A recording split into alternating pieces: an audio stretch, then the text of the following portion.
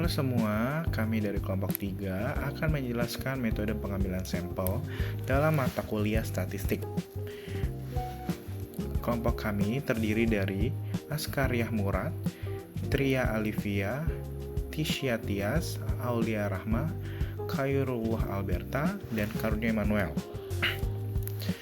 Tujuan PMT ini adalah pertama, menjelaskan dan mengevaluasi metode pengambilan sampel, menjelaskan dan mengevaluasi alasan untuk sampel, menjelaskan dan mengevaluasi pengambilan sampel acak sederhana, menjelaskan dan mengevaluasi pengambilan sampel acak sistematis, menjelaskan dan mengevaluasi sampel acak bertingkat, menjelaskan dan mengevaluasi pengambilan sampel kluster, dan menjelaskan serta mengevaluasi teorema limit tengah atau teorema limit pusat.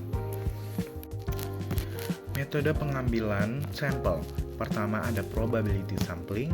Probability sampling adalah metode pengambilan sampel dengan mengasumsikan seluruh sampel memiliki kesempatan yang setara untuk menjadi objek penelitian.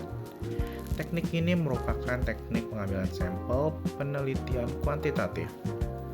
Probability sampling ini terbagi menjadi 5 jenis, yaitu pengambilan sampel acak sederhana, pengambilan sampel acak sistematis, pengambilan sampel acak berstrata, pengambilan sampel acak berdasar area, dan area sampling. Kedua, ada non-probability sampling. Non-probability sampling adalah lawan dari probability sampling. Jadi, pengambilan sampel dilakukan tidak secara acak. Maksudnya adalah pengambilan sampel tidak memberikan kesempatan yang sama kepada setiap sampel yang dipilih. Teknik ini biasanya dipilih ketika populasi belum atau tidak dapat ditentukan secara pasti. Teknik ini terbagi menjadi 6 jenis, yaitu purposive sampling, snowball sampling, accidental sampling, quota sampling, teknik sampel jenuh, dan sampling sistematis. Selanjutnya saya akan menjelaskan dan mengevaluasi bagian penting dalam statistik, yaitu alasan untuk sampel. Mengapa kita perlu melakukan pengambilan sampel dalam penelitian? Berikut adalah beberapa alasannya yang sekaligus menjadi keunggulan metode pengambilan sampel ini. Yang pertama itu menghemat sumber daya. Pengambilan sampel dapat menghemat tenaga, waktu, dan biaya penelitian. Bayangkan jika kita harus meneliti seluruh populasi, tentu akan membutuhkan sumber daya yang lebih besar. Selain itu, perolehan datanya juga lebih cepat karena hanya beberapa sampel yang diteliti. Yang kedua ada representasi dan relevansi data. Sampel yang baik dapat menghasilkan sampel yang representatif, artinya sampel tersebut mirip dengan populasi asalnya. Ini adalah kunci agar hasil penelitian valid.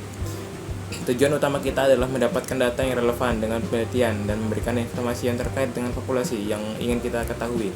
Yang ketiga adalah kemudahan dan presisi. Cara penggunaan sampel juga tergolong sederhana namun memberikan informasi yang banyak.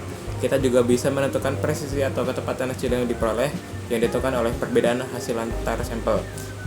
Yang keempat adalah dasar pengambilan keputusan. Pada akhirnya, hasil dari penelitian sampel ini dijadikan acuan untuk mengambil kesimpulan, saran, dan keputusan setelah penelitian dilakukan. Inilah manfaat praktis dari metode pengambilan sampel. Dengan mempertimbangkan alasan-alasan ini, terlihat jelas bahwa pengambilan sampel bukan hanya tentang penghematan, tapi juga tentang cara yang efisien, efektif, dan representatif untuk mendapatkan informasi tentang populasi yang lebih besar. Di sini saya akan menjelaskan mengenai pengambilan sampel acak sederhana.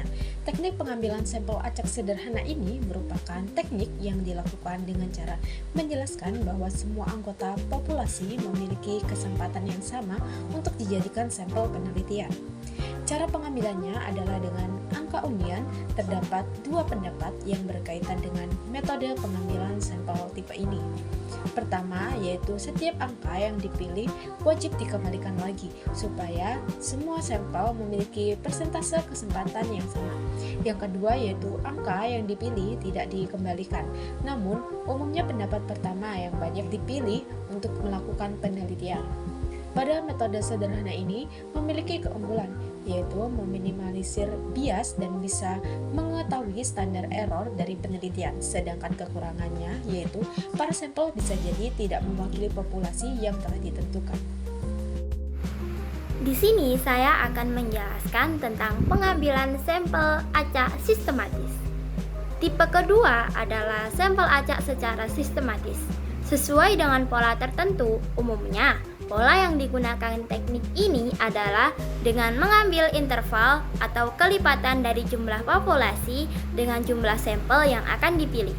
Contoh teknik pengambilan sampel tipe ini misalnya ada 10 dari 100 orang yang akan dipilih sebagai sampel. Maka setiap orang yang ada pada kelipatan 10 akan diambil sebagai sampel. Artinya orang dengan kelipatan 10, 20, dan 30 dan seterusnya akan dijadikan sampel hingga 10 orang. Kelebihan penggunaan metode tipe ini adalah lebih cepat dalam pelaksanaannya. Sehingga ini juga membuat penelitian tidak perlu membuat kerangka sampel. Sedangkan kelemahan dari metode ini adalah variasinya tidak bisa diprediksi. Jika urutannya tidak acak, sampel juga berpotensi bersifat seragam karena adanya pengulangan karakteristik. Jadi selanjutnya aku akan menjelaskan tentang apa itu sampel acak bertingkat. Jadi sampel acak bertingkat ini tuh teknik pengambilan sampel jenis ini dilakukan dengan cara mengelompokkan anggota populasi sesuai dengan tingkatan tertentu, yakni tinggi, sedang, dan rendah. Contoh teknik pengambilan sampel tipe ini adalah ketika melakukan penelitian tentang pekerjaan yang dilihat berdasarkan usia. Jadi sampel yang diambil dengan cara mengelompokkan sampel ke dalam kategori usia muda, sedang, dan dewasa. Nah, selanjutnya itu ada pengambilan sampel klaster. Nah, pengambilan sampel klaster ini itu teknik pengambilan sampel ini ditentukan dengan berdasarkan kelompok suatu wilayah dari populasi penelitian. Tingkat ini akan mengelompokkan sampel sesuai dengan wilayah anggota populasi. Tujuan penggunaan teknik ini adalah untuk mencari tahu perbedaan yang ada di dalam wilayah tertentu. Contoh, teknik pengambilan sampel jenis ini adalah ketika ada penelitian yang akan mencari tahu tingkat partisipasi pemilihan umum di Jawa Tengah. Dari situ, sampel yang akan digunakan adalah beberapa wilayah di Jawa Tengah. Selanjutnya saya Aulia Rahmawardhani akan menjelaskan tentang teorema limit tengah atau ketika dalam bahasa Inggris kita sebut dengan central limit theorem. Pada dasarnya, teorema ini menjelaskan bahwa ketika kita mengambil banyak sampel acak dari suatu populasi, bahkan kalau data awalnya tidak berdistribusi normal, maka rata-rata dari sampel tersebut akan membentuk pola yang mendekati distribusi normal. Jadi meskipun data awalnya acak atau miring ke satu sisi, kalau jumlah sampelnya cukup besar, umumnya N lebih dari atau sama dengan 30, maka bentuk distribusinya akan menjadi semakin mendekati normal. Teorema ini juga sangat penting karena menjadi dasar dari inferensi statistik seperti uji hipotesis ataupun interval kepercayaan. Dengan kata lain, kita bisa membuat kesimpulan tentang populasi hanya dari data sampel asalkan jumlah sampelnya cukup dan pengambilannya secara acak. Dan secara sederhana, teorema ini mengatakan bahwa rata-rata sampel akan mendekati rata-rata populasi atau mu, dan simpangan bakunya akan menjadi sigma dibagi dengan akar N. Makanya semakin besar ukuran sampel, hasil rata-rata yang akan kita dapatkan akan semakin akurat dan mendekati nilai sebenarnya dari populasi. Kesimpulannya, teorema limit tengah akan membantu kita untuk menjembatani antara data yang kita ambil dari dunia nyata dengan teori statistik yang menggunakan distribusi normal.